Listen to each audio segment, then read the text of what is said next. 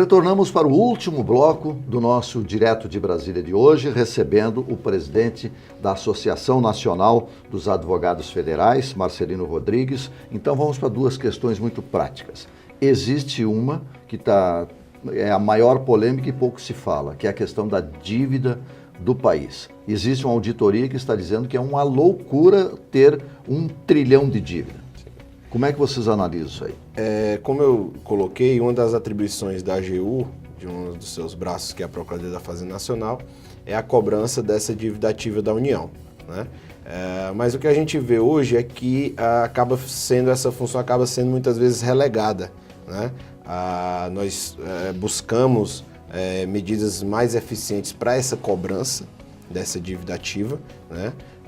Mas, por exemplo, a gente acabou de ver a aprovação de um refis no ano, né, durante o decorrer do ano, em que foram perdoadas juros, multas e gerando aí um sentimento de impunidade mesmo, né, um incentivo ao não pagamento, né? Nós temos tido aí parcelamentos desse nível a cada 3 anos. Ou seja, as empresas acabam já esperando que vão ter um parcelamento especial que vai lhe retirar juros e multas, então para que paga para ter renegociação. Para que eu vou pagar, né? E mais grave que isso também foi que nós vimos parlamentares diretamente interessados no assunto, sendo relator, sendo diretamente participando diretamente da aprovação. Então, assim, isso é o que gera, né? Isso é o que acaba por não viabilizar essa cobrança da dívida. O refis em si não é uma questão problemática. Uma empresa que tem uma questão... As pequenas e microempresas, por exemplo, você dá uma chance para o sujeito pagar uma dívida, não me parece que onere significativamente o orçamento da União. Não, o problema é quando você parte para uma outra situação que chega a ser anistia de dívida. Né? De grandes dívidas. Exato, de grandes dívidas. E existem estudos que mostram que os mais beneficiários desses parcelamentos são empresas grandes. Gigantescas. Tem total condição de pagar, por exemplo. Vários que aderiram a esse refis que teve estavam na Lava Jato, por exemplo. São empresas maiores que os governos de plantão, né? Muitas vezes, sim. Então, assim, são empresas que têm essa condição de interferir diretamente no processo legislativo e acabam por gerar toda essa situação.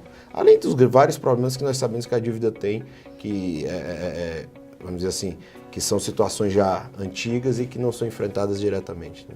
A outra questão agora, né, que a gente podia tocar a gente conversou são internamente. As terras indígenas, né? Às vezes uma meia dúzia de índios se apropriam com o beneplácito do governo.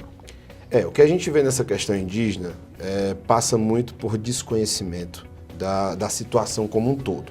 Então, assim, esse desconhecimento da situação abre espaço, por exemplo, para esse tipo de situação, de 10, 12, 15 pessoas que se colocam num local e se dizem, né, indígenas e tudo, e acabam gerando dali um verdadeiro comércio, né? Porque aí vão negociar aquela área, vão, né, ter outras situações dessa. E isso passa muitas vezes também por aquela questão da ingerência política no técnico, né?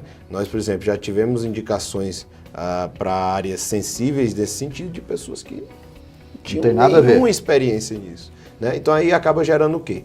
Aqueles que deveriam ser protegidos, muitas vezes não são, e aqueles que não deveriam ser, acabam tendo esse beneplácito por parte muitas vezes do governo para fazer um verdadeiro comércio ali daquela área, né? E aí prejudica a própria agricultura, a própria produção, né? Muitas vezes por situações nesse sentido, né? Agora nós estamos chegando ao final do programa, mas e colocamos um quadro onde a pergunta é pertinente.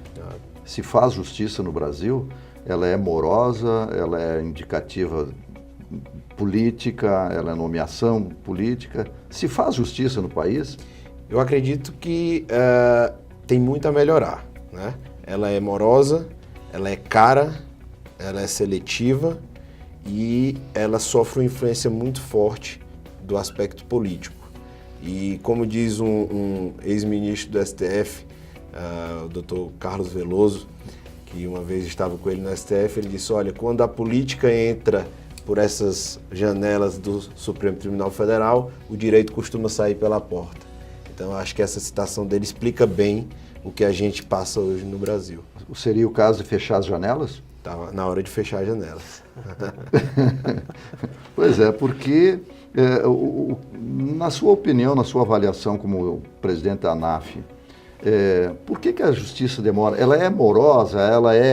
Ela tem realmente dificuldade de ser ágil? Na verdade, o que a gente tem hoje é um volume muito alto de demandas que não deveria existir, né? A gente tem um trabalho, por exemplo, na Advocacia Geral da União, que é buscar a solução extrajudicial, que é o ideal, né? A gente vê em países, a mediação, né? A questão da conciliação, em países mais desenvolvidos, isso já está muito mais avançado. Então, assim, a gente se coloca na AGU como uma possibilidade de resolver esses conflitos no âmbito administrativo, não gerando essa sobrecarga do judiciário. Então, assim, a morosidade tem muito a ver com essa questão da sobrecarga de demanda, porque exatamente hoje a gente teve essa hipertrofia da questão judicial. Então, tudo hoje gera um processo, quando você poderia resolver isso muito mais rápido em formas alternativas de resolução de conflito, né? De composição. Acho que esse é o futuro e a AGU tem um trabalho interessante nesse sentido. A Câmara de Conciliação da Administração Federal tem feito muito isso, de buscar essa solução alternativa de conflito. Esperamos sucesso para a AGU e para a ANAF.